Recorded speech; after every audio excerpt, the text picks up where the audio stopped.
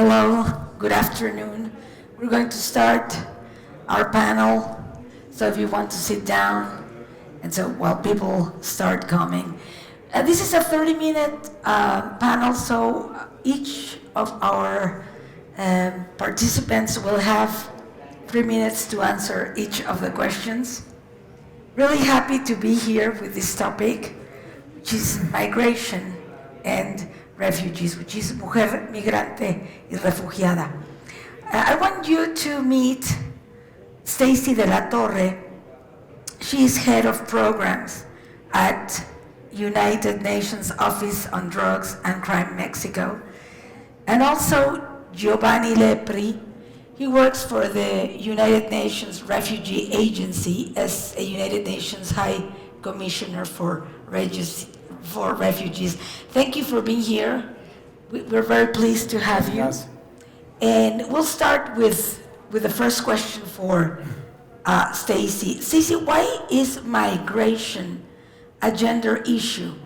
Please describe the international human rights framework governing gender and migration. Thank you.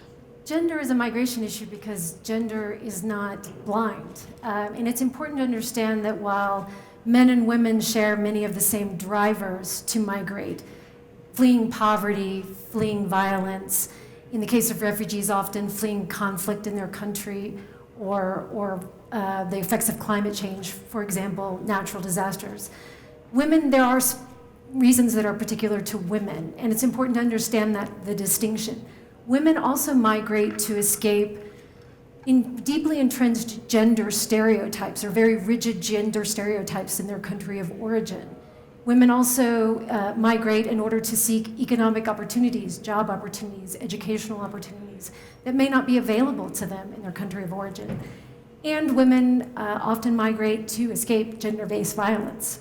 And so it's important to understand that while women are 50% of the migrant population, 125 million women are migrants, the reasons they migrate and the impact that they have both on their country of origin and on their country of destination are different from that of men. When they get to their country of destination, they have economic opportunities often that they wouldn't have otherwise had, educational opportunities. They also send money back to their home countries, which gives their families back in their home countries opportunities they may not have otherwise had. But there are also negative impacts. Women who migrate face discrimination. Women who migrate face the fact that often they are excluded from social protections. And so it's important to understand the distinction because both the reasons and the impact of women in migration differ from that of men. Thank you, Stacy. Thank you. Giovanni, actualmente, ¿cuál es la situación de la mujer refugiada en México? Gracias, Ángel. Bueno, para mí realmente es un honor poder estar aquí con ustedes y espero de poder representar las mujeres refugiadas de manera correcta y completa. La situación de las mujeres refugiadas en México es muy complicada, es una situación donde hay oportunidades, pero también hay muchos riesgos. Y muchos de los riesgos, como decía Stacy, son muy similares a los riesgos mismos que han hecho que las mujeres huyeron de sus países y buscaran protección. Y lastimosamente, sobre todo el tema de la violencia de género es uno de los grandes temas. Y entonces es muy importante que hayan políticas, que hayan protecciones frente a el hecho que las mujeres muchas veces que ya están vulneradas por ser refugiadas, porque pues, la necesidad de dejar sus países y llegar a México como refugiada ya es una vulneración de derechos, pues están expuestas todavía a muchos riesgos. Tal vez solamente para contextualizar, México tradicionalmente era un país de tránsito de personas que llegaban de otros lados del mundo y del otro lado de las Américas buscando más llegar hacia el norte y llegar hacia Estados Unidos. Esta era un poquito la tradición, y también un país que también tenía muchos mexicanos mismos y mexicanas que buscaban salir de México para otros lugares. Y en los últimos años se ha transformado también en un país muy importante de destino de personas refugiadas, de mujeres refugiadas de varios lugares, lo hablaremos después, que buscan realmente establecerse, poder reconstruir su vida aquí en México. México en 2021 ha sido el tercer país al mundo, después de Estados Unidos y Alemania, con nuevas solicitudes de asilo, con 131,000 solicitudes de asilo, de los cuales, como bien decía Stacy, casi la mitad son mujeres. Hay que también notar que muchas de las mujeres que llegan y que encuentran, son reconocidas como refugiadas, son madres cabezas de hogar. Hay más o menos, solamente en el año pasado, 4,000 familias monoparentales, de las cuales 85% son familias monoparentales donde la cabeza de hogar es una mujer. Entonces todos los temas también que vienen, no solamente con restablecerse en un nuevo país, pero también qué hacer con los hijos, cómo poder encontrar un trabajo si tienes que ocuparte de tus hijos, y todos los temas que vienen con una responsabilidad mayor y más complejas que en muchísimos casos tienen las mujeres. También es un país de oportunidades. Yo creo que esto, bueno, lo hablaremos después, no quiero extenderme mucho, pero también México, con todos sus contrastes y toda su complejidad, también ofrece posibilidades reales para personas refugiadas y para mujeres refugiadas de reconstruir sus vidas. Pero ya me adelanto un poco, esto es posible solamente si se le brindan las herramientas para hacerlos. Y esto es un esfuerzo de la sociedad en su complejo, de poder brindar las herramientas.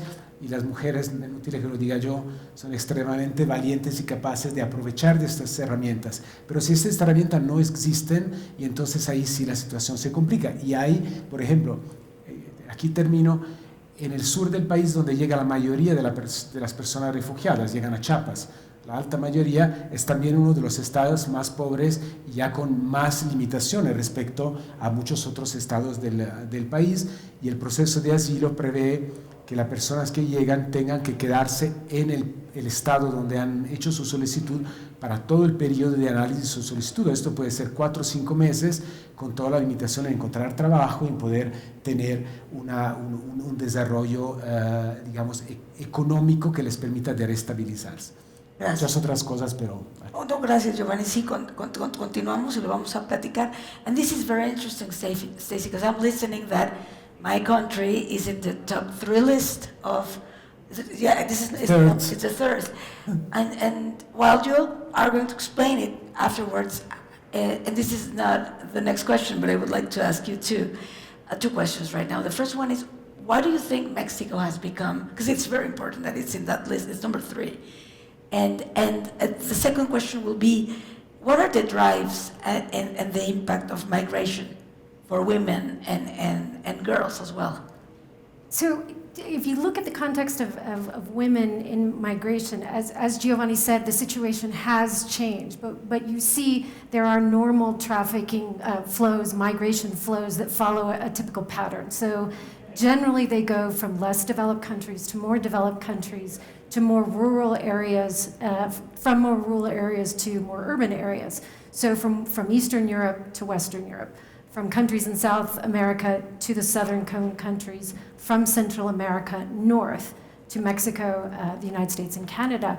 And what you've seen is as Mexico has become more and more developed, it's a G20 country, there are individuals who are taking advantage of that opportunity, the opportunity that Mexico now offers. And Giovanni has really good examples of how the private sector has begun to appreciate the value of migrants. But it's important to note that the benefits of women in migration go in both directions. So if you think about the fact that women migrating to a new country, there's study after study that says that migrants contribute positively to the economy of their destination country.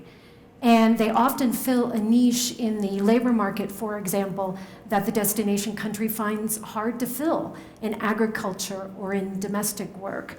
And so what their migration into that country is an actual benefit to the destination country. And when you think about their country of origin, women send remittances back to their country, money sent from migrants back to their home country. Women account for 50% of the remittances. And in a lot of developing countries, remittances are the second largest source of income for that country. The money that's flowing back into that country is allowing these families to build a house that they might not have otherwise been able to build, to pay school fees that they might not have otherwise been able to pay. And so that money is funding the economy. But despite the fact that women migrants are benefiting their country of destination and benefiting their country of origin, they often experience discrimination. They experience the fact that they don't have social protections, often in the country of destination. For example, they don't have health care protections or social security, pension protections. And so it's important to understand the contribution, to appreciate what refugees and migrants bring to a country so that countries can make decisions that take that into consideration in light of their contributions, to make political decisions that appreciate the contributions that they make. Thank you, very interesting. It's interesting that companies are starting to be interested in helping these people. Maravilloso para ayudarnos a crecer como país en esta multiculturalidad. Y comentabas, Giovanni, y en ese track of thought que traías, de esa línea de pensamiento, si quieres continuar lo que estabas comentando sobre México y además decirnos de dónde llegan la mayoría de las mujeres refugiadas a este país. Gracias. Bueno, como decía Stacy, la situación ha venido cambiando. Empezaría con esta parte de la pregunta. Hace unos años, las personas que llegaban pidiendo refugio en México y ser considerados como refugiados, la alta mayoría llegaba desde el norte de Centroamérica, desde Salvador, Honduras, Guatemala, y casi digamos que la mayoría venía de estos tres países. Y lastimosamente, los números de países de origen de personas que piden asilo en México está aumentando constantemente. Entonces esto nos da también una idea de cómo la situación geopolítica regional lastimosamente no se está estabilizando, sino está yendo hacia más inestabilidad, más complejidad y entonces más necesidad de personas de abandonar sus tierras, sus casas, sus familias, sus entornos para buscar reencontrar la seguridad, la protección en otros países. Y ahí creo que México es importante que sí se está volviendo siempre más un país donde con todos los caveats y todos los elementos que hay que poner en consideración, pero sí se está volviendo siempre más un país donde esto es posible.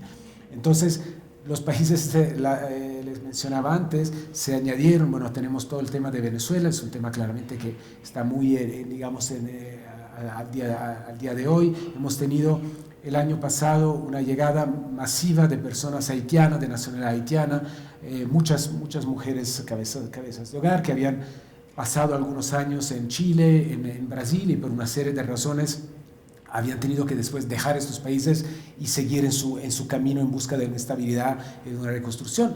Pero tenemos personas de Nicaragua, de Cuba, y este año, al principio de este año, la Comisión para Refugiados ya ha registrado personas de 37 diferentes nacionalidades, de las cuales algunas nacionalidades africanas que nunca se habían escuchado en México.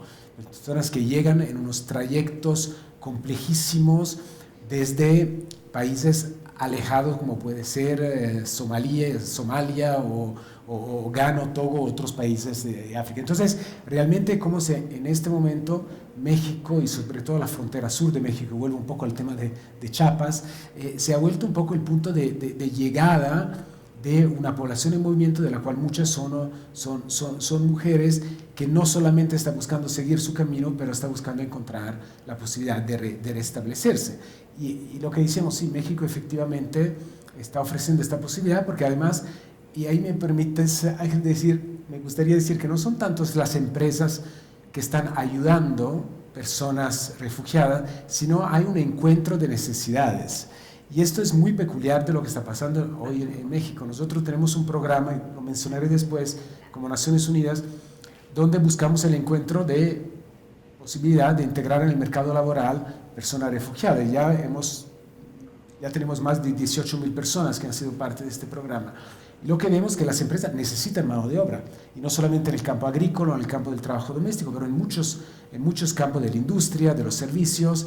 Y entonces cuando logramos hacer este encuentro, la empresa nos dice, bueno, yo necesitaba una persona que tomara esta vacante y los mexicanos no tenía mexicanos que la quieran tomar. El hecho de que traigan un extranjero, una extranjera, que además no solamente toma este trabajo, pero automáticamente es un trabajo formal, entonces con la seguridad social, el acceso a los servicios médicos, el acceso a la escolarización. Entonces es realmente un encuentro entre la necesidad de la empresa que necesita trabajadores y las personas extranjeras que a través de este encuentro pueden realmente empezar a reconstruir su vida. Y tengo unos testimonios maravillosos de realmente familias que cuando las visitas en Monterrey, en Puebla, en San Luis de Potosí, tenemos 10 diferentes lugares de destino, te dicen, yo reconstruí mi vida y ahora tengo una vida social, una vida del ámbito laborativo, en el ámbito de las amistades, que es muy similar o hasta mejor de la que dejé. Nadie quiere salir forzadamente de su lugar, pero hay personas que al final logran restablecerse de manera eficaz. Entonces, en ese sentido creo que hay que reconocer las dificultades, pero también los avances. Y son más de 250 empresas, de las cuales algunas, bueno, no voy a hacer publicidad a empresas, pero algunas grandes empresas muy conocidas que están en este programa y que todos los días están recibiendo personas extranjeras, refugiadas o migrantes. Entonces reconocen estas instituciones privadas, estas empresas, la necesidad, se inscriben al programa, participan con United Nations, con Naciones Unidas. Y me llama mucho la atención, Giovanni, comentas que se replica un poco el modelo que pasa en México, ¿no? Mexicanos que buscan en otros lugares oportunidades y que esos países se los dan porque sus oriundos no querían hacer esa labor, y aquí sucede lo mismo. Sí, o no querían o no podían. Digamos que para una persona que vive en una comunidad rural de Chiapas, ir a trabajar a Saltillo en una empresa de automotriz es muy difícil, y también hay todo un tema de desarraigo, mientras lastimosamente la persona refugiada el desarraigo no lo ha decidido, le ha tocado. Entonces hay varios elementos, pero sí, la respuesta es, y esto me parece también un mensaje importante, es que los extranjeros en este programa, y se podría ampliar más, no le están quitando el trabajo a nadie, sino están llenando un vacío. Esto sí me parece un mensaje importante. Yo personalmente intento de ir a visitar las empresas, porque creo que nadie se entiende si no es de primera mano. Entonces, y siempre hago la misma pregunta, que sea la Samsung o que sea una empresa pequeña una que me impactó mucho de muebles en Guadalajara, de una familia muy novedosa. Y le pregunto siempre lo mismo, le pregunto, ¿cuántos refugiados les podemos traer? Claro. Casi todos me responden, tráeme los que puedas, porque tenemos necesidad de mano de obra. Efectivamente este tema es un tema álgido. Entonces, en este sentido, lo llamamos el gana-gana. Yo diría que es un gana-gana-gana, porque gana la empresa, gana las personas, pero gana la sociedad, pues son personas que empiezan a pagar impuestos, a contribuir y a ser miembros de la sociedad activos. This is the bright side of this topic. Now, being Stacy at the UN Office on Drugs and Crime of Mexico, I have to ask this question about the situation of women and girls as well traveling to Mexico, to the US, regarding sexual and gender-based violence. That's not the bright side at all. No, of course, and it is important to recognize that women who migrate face particular challenges that oftentimes men don't face, or certainly don't face to the degree that women face. And first and foremost amongst those is their safety. Women make up 71% of the human trafficking victims. 60 to 80% of women migrating, traveling through Mexico are victims of sexual abuse. And unfortunately, the conditions of migration lend themselves to those types of crimes. Unfortunately, they are often alone. They are incredibly dependent on their smugglers in many cases. There's situations where there's a lack of shelter, there's poor lighting, and so all of those conditions contribute to their vulnerability. All migrants are vulnerable. All migrants are vulnerable to exploitation and abuse, but women migrants more so. And the abuse comes from all sides, unfortunately. It can come from human traffickers, it can come from smugglers, it can come from government officials, border guards or local police, and it can come from their fellow migrants. And so there's a real concern there about the gravity of the threat to safety and security of women, migrants in particular. But women face other challenges that are oftentimes particular to women, healthcare being one. In the course of their migration, and oftentimes when they reach their destination country, women do not have access to reproductive health care. And they don't have access to prenatal care, for example, which can lead to higher maternal mortality rates and higher infant mortality rates. Women also suffer from discrimination. And as Giovanni said, unfortunately, the negative image of migrants in many countries around the world promotes a level of racism and xenophobia. All migrants suffer from that kind of discrimination. But women have added to that a discrimination for the fact that they're women. So they're women and they're migrants. And then if you have women from a particular ethnic group, for example, an indigenous women or a black migrant woman immigrating to the United States, they have all three levels of discrimination, which can make it really hard for them to get housing or to get employment. And finally, as Giovanni mentioned, the issue of asylum, women also suffer from the fact that oftentimes many countries don't view asylum claims with a gender perspective. So, for example, many countries around the world considering asylum claims will deem a particular country safe without considering whether or not that country is safe for men or safe for women or both. And I think we can all think of certain examples of countries that may be safe for men, but perhaps not so for women. And finally, a lot of countries don't consider gender-based violence as a basis for an asylum claim. So women's asylum claims can be rejected despite credible claims of gender-based violence simply because a country doesn't consider that as a basis for an asylum claim. So all of those are particular to women and migration. Thank you. And I know it's your time to answer another question, Giovanni, but I think this one comes right now after what you have said, the one of the nexus between migration and smuggling of migrants and trafficking in persons. So there is often some confusion between human trafficking and smuggling and migrants, just like there's confusion between migrants and refugees.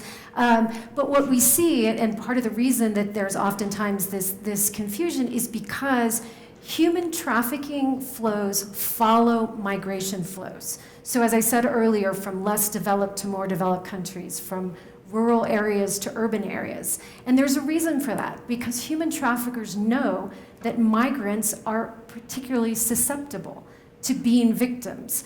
If you can imagine a situation where a migrant is traveling through a third country where they might not even speak the language, don't know anyone, and certainly don't feel like they can contact the authorities, they are uniquely vulnerable, and traffickers and trafficking organizations take advantage of that.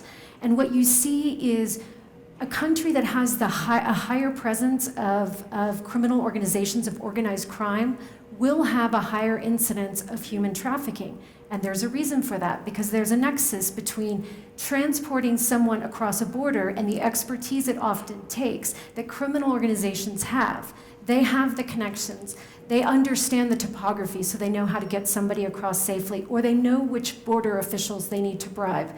And so human traffickers rely on those criminal organizations to get people across borders. And so you see a really strong nexus between your migrant flows and your human trafficking flows. Yes, there's a lot to say about that. We'll come back with that. Giovanni, normalmente nadie quiere dejar su hogar. Cuéntanos cuáles son las razones más comunes, que era algo que habías comentado previamente, y qué programas existen en México. Y ahora sí puedes contarnos que nos decías con la iniciativa privada, y después ya regresamos con Stacy. Sí, pero tal vez no uso palabras mías para empezar a responder, sino las palabras de una poeta somalí refugiada que decía: nadie pone sus hijos en un barco si no crees que el mar es más seguro que la tierra. Entonces, dejar es una extrema decisión y muy valiente. Aquí creo que el otro tema, yo escucho mucho en mi trabajo: ay, si se han ido, algo han hecho. algo mal, si alguien se va, algo mal habrá hecho, que me parece la cosa más violenta. Estigma. Y un estigma más profundo. Nadie deja su casa, su hogar, su familia, su historia, si no lo tiene que hacer, que sea por razones económicas, y ahí tengo todo el tema de la migración, que sea por razones de desastres naturales, que sea por razones de violencia, de persecución, que sea lastimosamente, y digo lastimosamente porque es un tema que ya en esta breve conversación ya salió 10 veces por lo menos, la violencia de género. La violencia de género es tan profunda como causa, como acompañamiento en el trayecto y lastimosamente muchas veces también en los lugares de llegada que ponen las mujeres en esta doble o triple vulnerabilidad.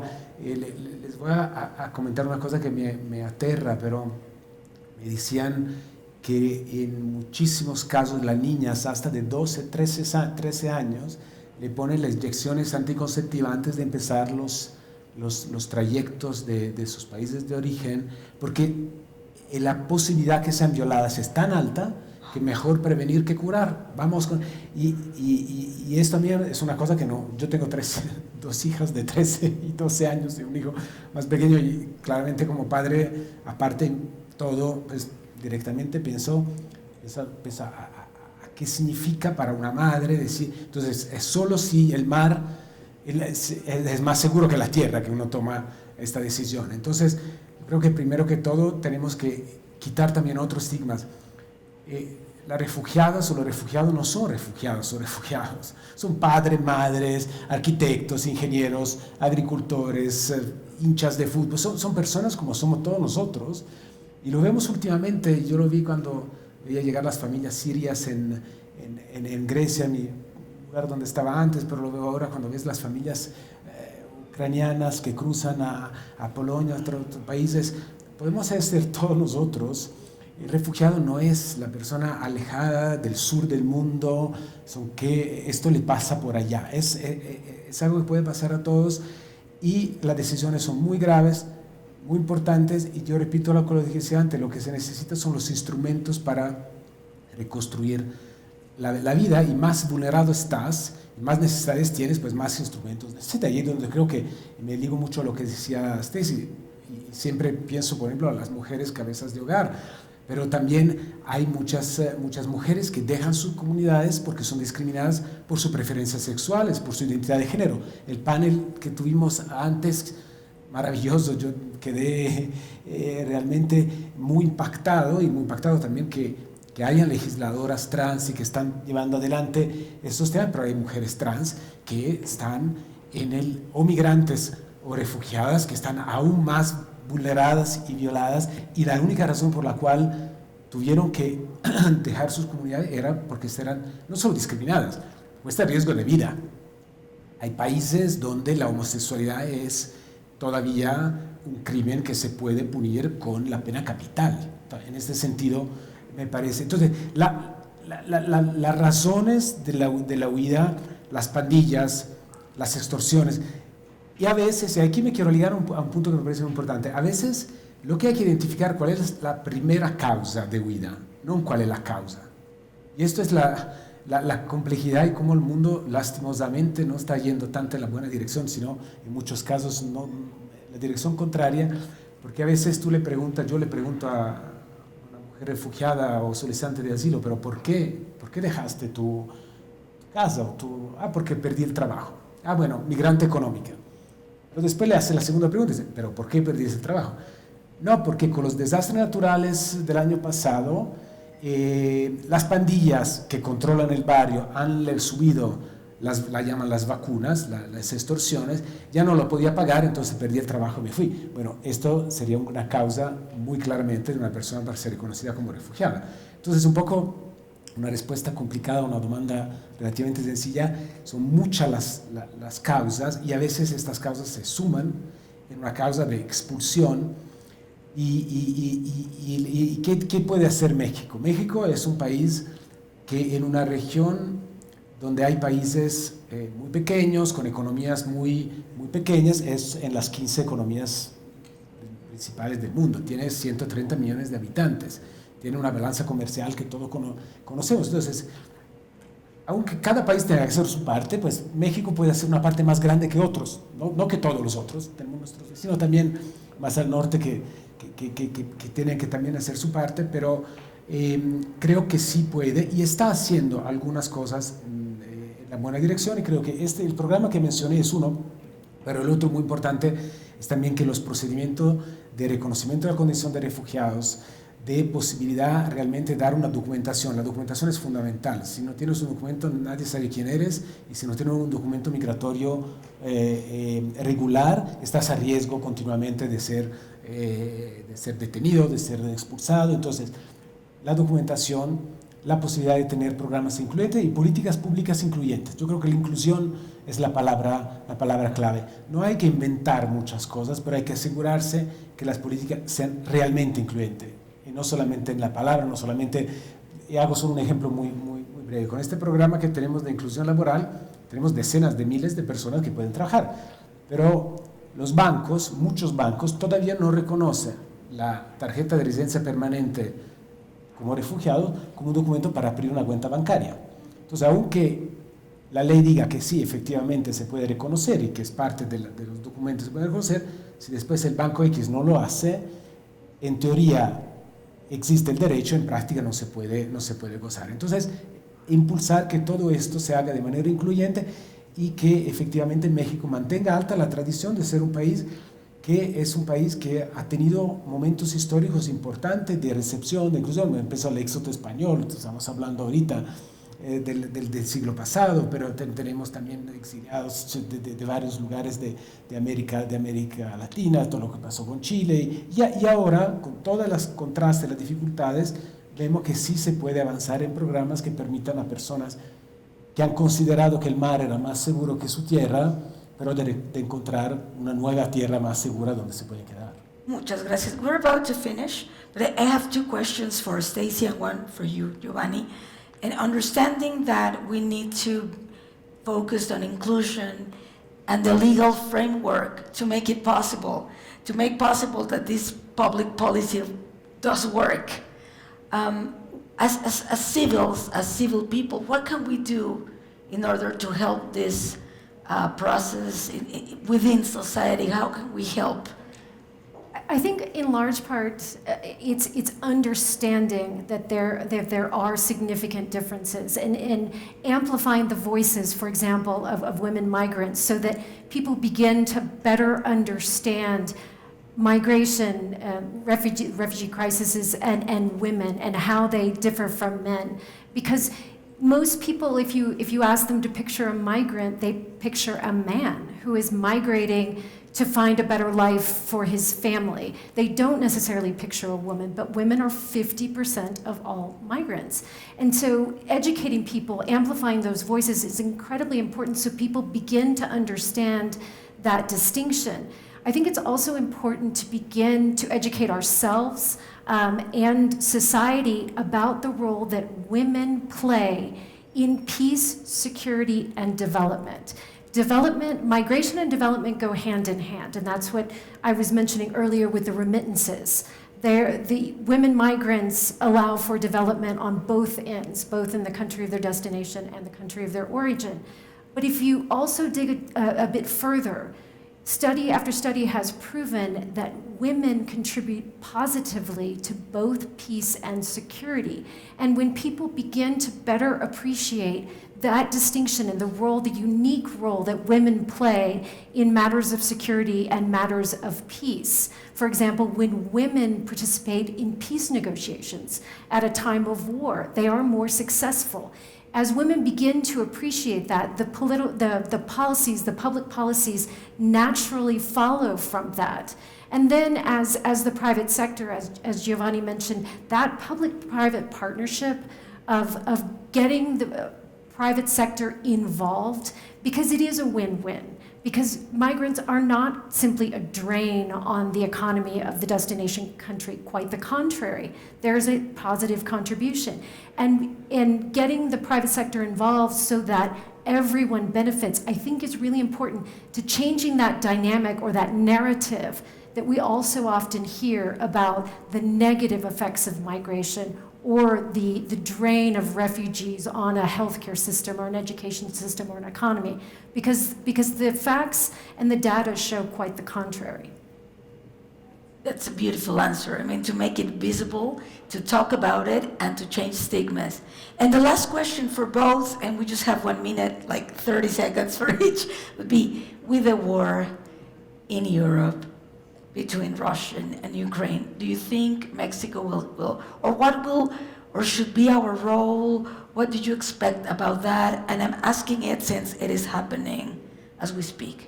I mean, I think one of the most important lessons that we can all draw from what's happening in the world right now is it can happen. I think as Giovanni alluded to, so often we think of that as so far away from us and our lives. You know, when you consider climate change and the effect it's going to have, perhaps not in our generation, but in the next generation, to realize that it could happen to you. That it is real and it can happen unexpectedly. Natural disasters happen unexpectedly. This war in many respects was unexpected, at least to some. And so I think bringing that home to people and making them aware of the effects that these kinds of events have on normal people who just want to go about living their lives, I think can heighten the empathy, and with empathy comes inclusion, and with inclusion comes equality, and that's ultimately what we're all hoping for. Thank you, Stacy. Thank you very much for being here in this conversatorio. And Giovanni, 30 segundos, ¿qué va a pasar? ¿Tendremos migrantes de Ucrania? ¿Qué opinas? Quisiera de nuevo tomar prestadas unas palabras, esta vez la tomo prestada de nuestro alto comisionado Filippo Grandi, que ayer en Ginebra decía: quisiera estar celebrando el 8 de marzo, momento para celebrar las mujeres en lugares de liderazgo, en la academia, en la economía, en la sociedad, y en vez tengo rabia. La palabra me impactó mucho. Tengo rabia porque lo que veo son decenas de miles de mujeres, porque además ahora con la crisis ucraniana la mayoría son mujeres con sus niños, tener que escapar de la violencia creada por hombres. Y ahí digámoslo como es, la mayoría, si no todas las guerras, son creadas y hechas por hombres. Había una canción bien interesante de un artista francés que aludía mucho en este tema. Yo no creo, o sea, el tema de Ucrania, no creo que vamos a tener un éxodo de personas ucranianas que van a pedir asilo en México. Van a haber, y tienen que ser recibidos, incluidos, a todo el tema del idioma, que es otra grande barrera que no hemos tenido en muchos casos, pero va a haber. Pero creo que Stacy ahí concluyo, porque creo que no nos habíamos preparado, pero creo que concluimos realmente en un punto igual: educar, cambiar la manera de pensar, contribuir a cambiar un paradigma de estigma, de exclusión, de lejanía. Y realmente quiero concluir con una cosa que me pasó. Fui invitado a la FIL de Guadalajara, a la Feria Internacional del Libro, y se me había olvidado el discurso en el carro antes de entrar. Entré muy rápidamente. Entonces, cuando me senté, dice, aquí estamos en la Feria Internacional del Libro, y espero que todos y todas, cuando encontramos un refugiado o una refugiada, tengamos el mismo sentimiento que tenemos con un libro, que es de curiosidad, de saber qué hay dentro, cuál es la historia, qué me brinda, no de rechazo. Un libro no lo rechazamos, tal vez al tiempo de la universidad, a veces el libro de derecho privado, pero no lo rechazamos, lo abrimos con curiosidad. Entonces creo que el tema de la educación, de cambiar, ahí entran los medios, entra la academia, pero entramos nosotros en nuestras familias, con nuestros hijos, con nuestra comunidad, con nuestros entornos sociales, en cambiar este paradigma. Todos podemos ser refugiados, todas podemos ser refugiadas, y si lo fuéramos nosotros, ¿qué quisiéramos que nos pasara? ¿Cómo quisiéramos que la sociedad nos recibiera, nos ayudara, que somos ucranianos, italianos, mexicanos, estadounidenses o donde son? Entonces creo que la educación y la sociedad en su global, la all of society, es donde tenemos que hacer el cambiamiento. Empatía para la inclusión, para lograr una igualdad en oportunidades. Muchísimas gracias, Giovanni Lepri, por haber estado aquí con nosotros. Gracias, Stacy de la Torre. Gracias al Women Economic Forum, a Michelle Ferrari, su servidora Ángeles de Gives. Encantada de haber coordinado y moderado este panel. Gracias a ustedes por escucharnos. Y bueno, un aplauso para nuestros panelistas, por favor.